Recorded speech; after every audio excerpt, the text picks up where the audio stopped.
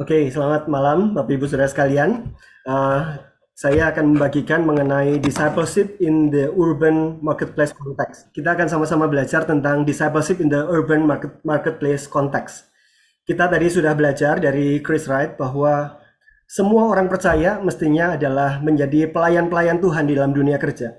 Dan supaya semua orang percaya bisa melayani Tuhan di dalam public square, mereka perlu diperlengkapi untuk bisa melakukan pekerjaan pelayanan mereka dalam konteks pembicaraan kita di tengah-tengah kota melalui dunia kerja. Pertanyaannya adalah bagaimana kita bisa melakukannya secara praktis. Presentasi yang akan saya bagikan akan berfokus pada memberikan framework, memberikan sebuah kerangka bagi saudara-saudara sekalian yang sedang mengumpulkan pemuritan dewasa muda di gereja, atau pemuritan dunia kerja di persekutuan kantor, di tempat-tempat kerja, maupun Bapak Ibu Saudara sekalian yang sedang memimpin sebuah persekutuan, sebuah gereja yang berada dalam konteks urban. Bagaimana kita memiliki kerangka memperlengkapi semua orang kudus bagi pekerjaan pelayanan, bagi pembangunan tubuh Kristus di dalam konteks urban. Saya sebut sebagai kerangka karena kita hanya akan melihat kerangka besarnya, tetapi untuk pendalamannya kita memerlukan waktu yang lebih banyak lagi. Mari kita mulai bersama-sama membicarakan tentang discipleship in the urban marketplace context. Kita akan sama-sama membicarakan pertama-tama tentang discipleship, karena kita perlu sepakat apa itu discipleship sebelum kita membicarakan tentang konteksnya. Bapak Ibu Saudara sekalian, ketika kita membicarakan discipleship, kita melihat referensi Alkitab. Ada seorang yang namanya Dan Spader. Dia melakukan studi terhadap 4 Injil dan mengurutkan 4 Injil dalam harmony of the gospel sesuai dengan urutan peristiwa terjadi, dan melihat di sana bukan pengajaran Yesus tetapi metode Tuhan Yesus. Dan ketika mempelajari metode Tuhan Yesus di dalam bukunya yang cukup tebal, dia kemudian memberikan ringkasan yang sangat baik sekali. Dia berkata, 3 words capture how Jesus made disciples. 3 kata itu adalah relational, intentional, dan missional. Jadi ketika kita sedang bicarakan discipleship dengan cara Yesus, maka kita sedang berbicara pemuritan yang relasional. Karena ada banyak pemuritan yang tidak relasional, sekedar ada dalam kelompok kecil. Pemuritan yang intensional, yang bertujuan, dan pemuritan yang misional. Dan tiga ciri pemuritan inilah yang sedang kita bicarakan bagaimana implementasinya di dalam urban marketplace context. Ketika kita mempelajari beberapa sumber yang lain mengenai pemuritan yang Tuhan Yesus lakukan, misalnya buku yang sangat terkenal The Master Plan of Evangelism, di sana menceritakan tentang 8 prinsip pelayanan pemuritan yang dilakukan oleh Tuhan Yesus dari keempat Injil. Masing-masing dari 8 prinsip ini, kalau Bapak Ibu sudah perhatikan, kita bisa sintesiskan. Kita melihat di sana prinsip yang pertama sebetulnya prinsip relasional. Tuhan Yesus memilih orang-orang yang menjadi muridnya, dibatasi jumlahnya untuk membangun hubungan yang dalam dengan mereka, bukan hubungan yang permukaan. Tetapi tidak berhenti dalam hubungan yang relasional. Tuhan Yesus menuntut mereka untuk menyerahkan diri, ada komitmen yang dituntut untuk hidup dalam ketaatan yang Tuhan Yesus minta. Bukan hanya dituntut, tapi mereka diberdayakan. Itulah prinsip intensional, bukan? Ada satu tujuan, dan orang-orang dimampukan untuk hidup sesuai dengan tujuan dari pemuritan itu. Prinsip kelima, percontohan, penugasan. Ketujuh, pendampingan. Kedelapan, pelipat gandaan. Ini kalau mau dirangkum, inilah prinsip misional. Kita kembali ketemu dengan 3 keywords ini. Bapak Ibu Saudara sekalian, saya membaca banyak buku tentang pemuritan. Salah satu buku yang bagus yang saya sarankan adalah Transforming Discipleship dari Greg Ogden. Dan menariknya dia menulis tentang komponen inti dari kalau kita mau menghasilkan murid yang bisa memuridkan orang lain. Dia merangkum ada 3 komponen inti. Yang pertama, butuh lingkungan yang relasional. Dan di dalam lingkungan yang relasional itu perlu ada pemimpin yang intensional dan ada proses yang bisa direproduksi. Bapak Ibu sudah lihat relasional, intensional, dan misional. Kalau kita belajar tentang gereja, dan salah satu penulis tentang gereja adalah Neil Cole, menulis tentang organic church. Dan dia menuliskan tentang DNA of a church. Dia mengatakan hal yang menjadi inti dari gereja itu ada 3. Yang pertama adalah nurturing relationship. Yang kedua adalah divine truth. Yang ketiga adalah apostolic mission. Bapak Ibu sudah mengenali polanya? Ada relasional, intentional, dan missional. Saya bisa teruskan dengan berbagai buku yang lain, tetapi saya melihat ada konsistensi dan kesamaan dari hal-hal ini yang membuat saya menyimpulkan bahwa inilah esensi dari pemuritan. Pemuritan adalah hubungan yang relasional dengan suatu pola relasi yang intensional mengarah pada satu tujuan tertentu dengan tujuan misional. Ada relasional, intensional, misional. Di dalam kerangka ini saya akan bicarakan tentang pemuritan di dalam urban marketplace konteks. Bagaimana kita menjalankan pemuritan yang relasional, intensional, dan misional di dalam konteks ini. Kita mulai yang pertama-tama dengan relasional. Secara sederhana, relasional itu berarti membangun persahabatan rohani. Orang-orang bukan berkumpul hanya sekedar sebagai peserta program pembinaan, tetapi kita berkumpul dengan orang-orang di mana kita membangun hubungan yang dalam, deep relationship, bukan sekedar permukaan. Di buku yang ditulis oleh Richard Lamb, dia menulis tentang Following Jesus in the Real World. Dia mengamati bahwa orang-orang yang sudah selesai dari college, dari perguruan tinggi, masuk ke dalam dunia nyata, dia melihat ada perbedaan. Ada orang-orang yang bertumbuh secara luar biasa setelah masuk dalam dunia kerja, ada banyak orang yang tidak bertumbuh. Jadi dia mengamati apa yang menjadi ciri yang membedakan antara dua kelompok orang ini. Dia melihat bahwa orang-orang yang bertumbuh setelah mereka lulus dari perguruan tinggi masuk ke dalam dunia kerja, punya ciri-ciri mereka punya kelompok koinonia. Yang dia maksudkan sebagai koinonia ini bukan sekedar punya teman-teman yang baik begitu ya, tetapi ada 3 hal yang dicirikan ini. Dia punya sekelompok orang di mana kepada mereka dia bisa berbagi common life in love, suatu persekutuan yang mendalam dari hati ke hati. Tetapi bukan sekedar bersekutu dari hati ke hati saja. Mereka punya komitmen, common commitment in truth. Mereka mau belajar kebenaran, bagaimana mereka hidup selaras dengan kebenaran. Tetapi bukan hanya mau bertumbuh bagi dirinya sendiri, mereka punya koinonia, punya common vision in mission. Mereka ingin supaya hidup mereka dipakai Tuhan dalam karya dan pekerjaan Tuhan di tengah-tengah dunia. Nah, koinonia ini, 3 kesamaan ini, in love, in truth, and in mission. Kalau orang-orang itu punya kelompok yang seperti ini, mereka akan terus bertumbuh, berkembang, dan bahkan berdampak dalam masyarakat. Jadi ketika kita membicarakan tentang relasional, pemuritan yang relasional, membangun persahabatan rohani, it is not the small things. It is a big thing. Ini sesuatu yang vital diperlukan. Dan sayangnya tidak banyak orang Kristen sesudah mereka lulus dari perguruan tinggi masuk dunia kerja punya komunitas yang demikian. Jadi ketika kita membicarakan tentang framework, sebuah kerangka pemuritan dalam dunia kerja, maka hal ini perlu kita usahakan di dalam kerangka kita. Membangun sebuah relasi yang mendalam, yang berbagi kasih, kebenaran, dan berbagi misi. Bapak Ibu Saudara sekalian, satu kutipan yang saya sangat suka adalah perkataan ini. Community is not just about being together. Community is about doing life together. Komunitas yang sejati bukan hanya sekedar hadir bersama-sama.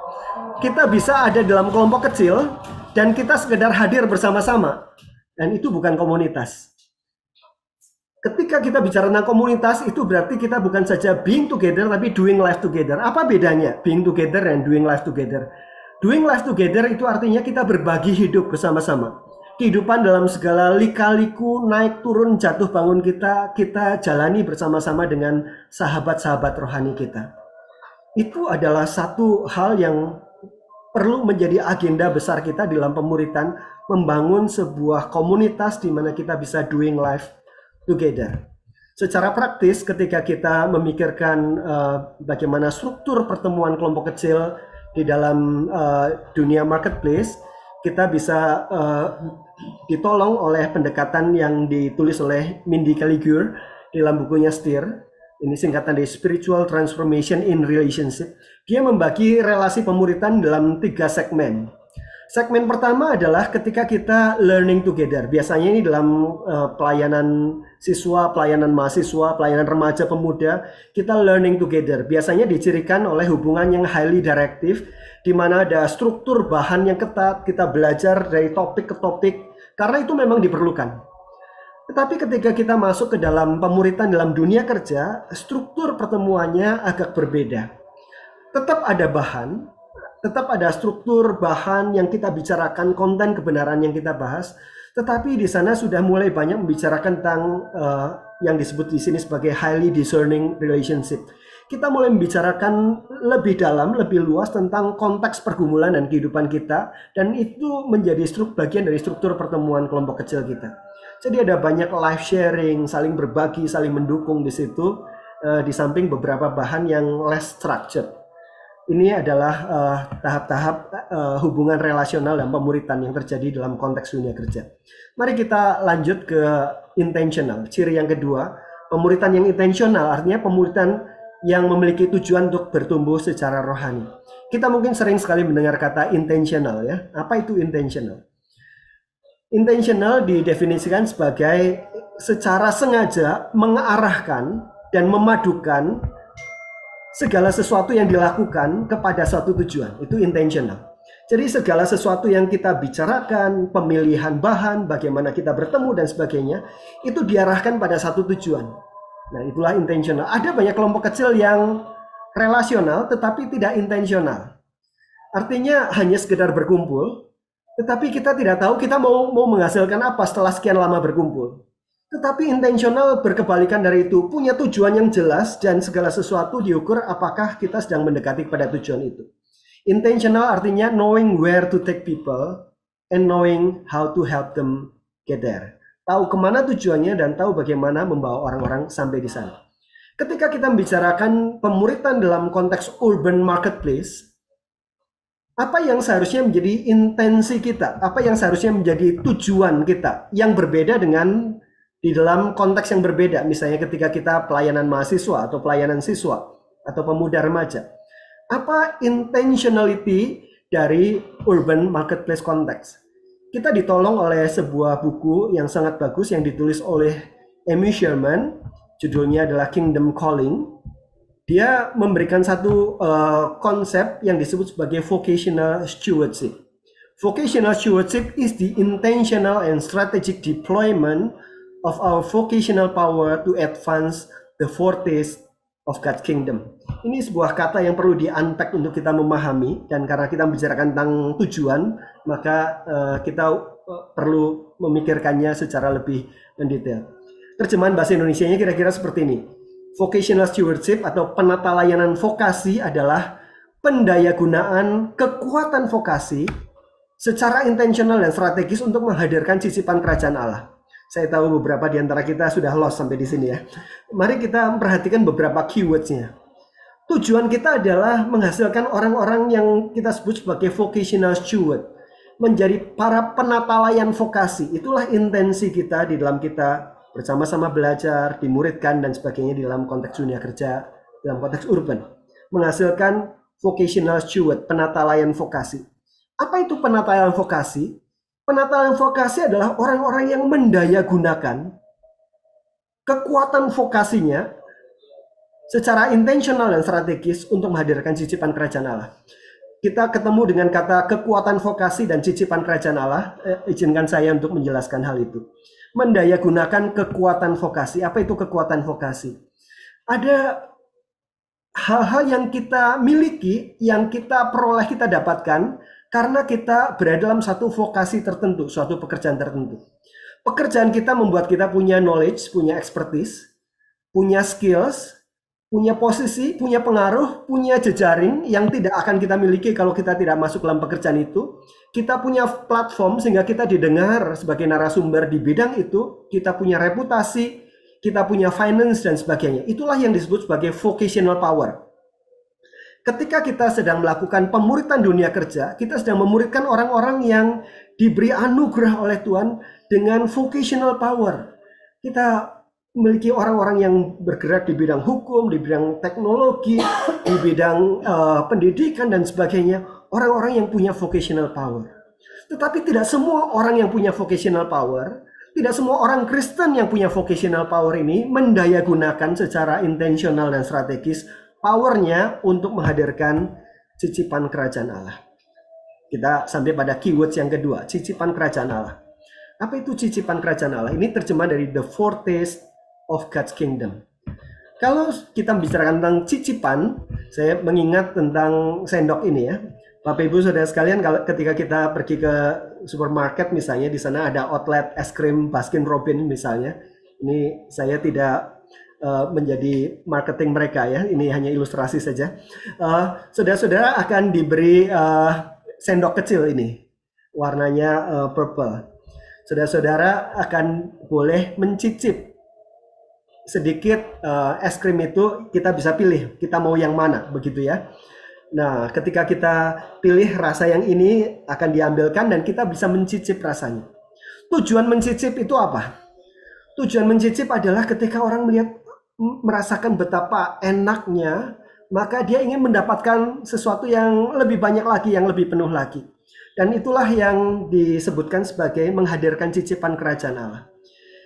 Kita menggunakan kekuatan vokasi kita, semua keahlian, semua platform keuangan kita dan sebagainya secara intensional, secara bertujuan dan strategis, tidak serampangan, tidak sembarangan, untuk supaya orang-orang mengalami bagaimana kerajaan Allah yang hadir. Tentu saja kerajaan Allah akan hadir dalam kepenuhannya di dalam langit dan bumi yang baru, tadi yang seperti Chris Wright sudah sebutkan. Tetapi kita tidak hanya menunggu nanti, tetapi bagaimana kerajaan Allah yang sudah datang dan akan digenapi itu boleh dicicipi oleh orang-orang di sekitar kita. Mereka mengalami shalom dan mengalami berkat dengan kita menggunakan kekuatan vokasi kita untuk menghasilkan cicipan kerajaan Allah. Sehingga orang merindukan supaya kalau cicipannya begitu indah, begitu luar biasa, maka saya merindukan supaya saya mendapatkan seluruh kepenuhannya. Inilah yang ditawarkan sebagai intention.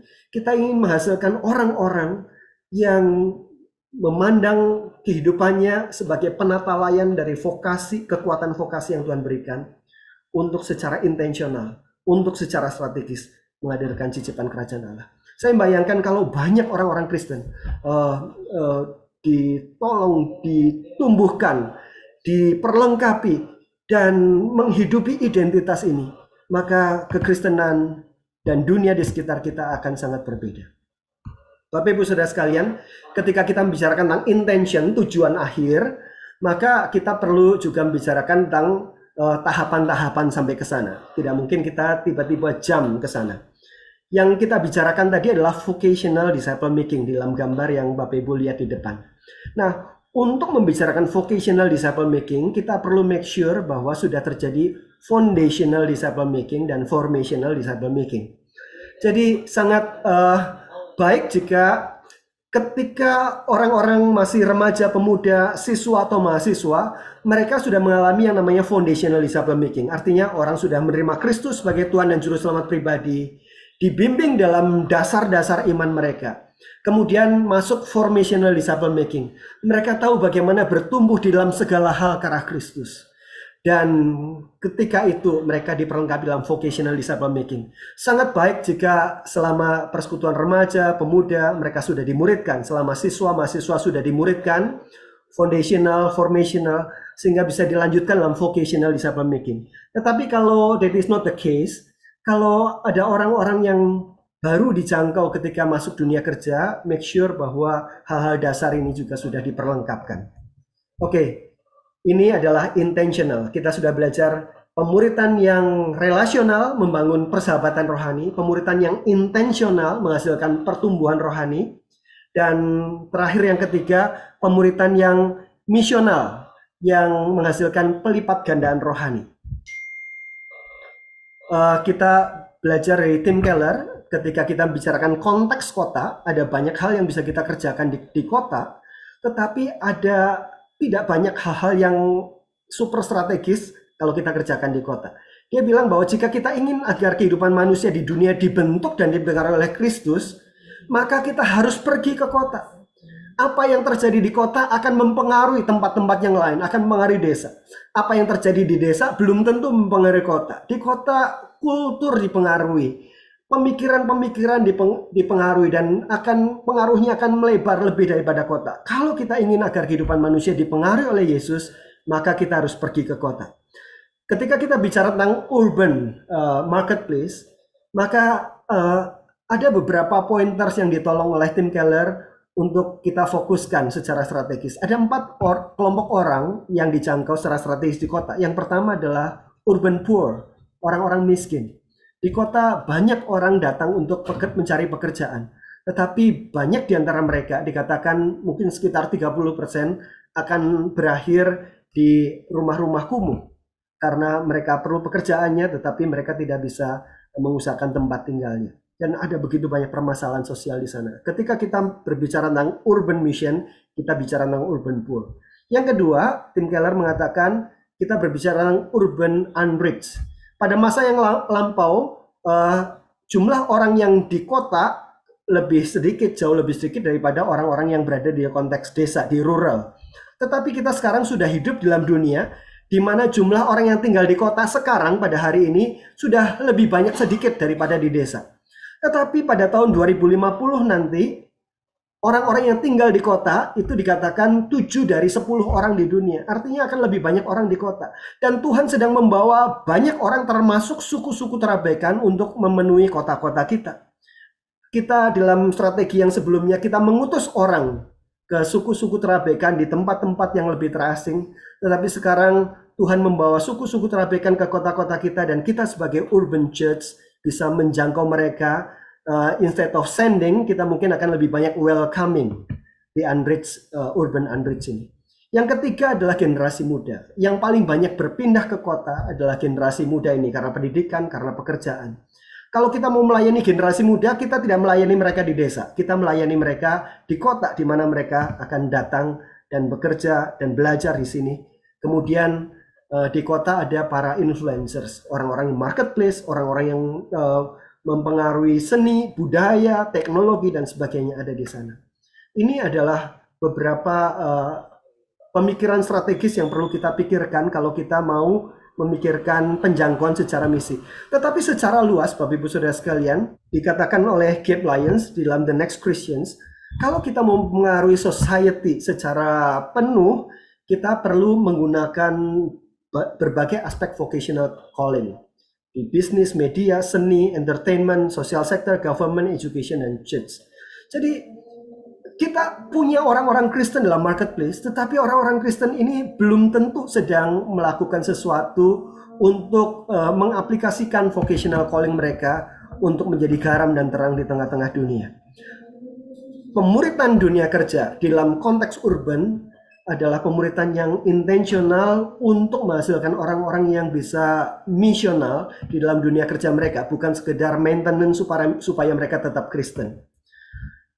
Saudara-saudara, kalau kita melihat gambar ini, apa yang salah dari gambar ini? Kita melihat bahwa yang salah pertama, rodanya kotak, dan akan sangat sulit untuk menggerakkan gerobak yang rodanya kotak ini. Dengan tenaga yang sangat besar, mungkin akan bergerak sedikit, didorong, ditarik.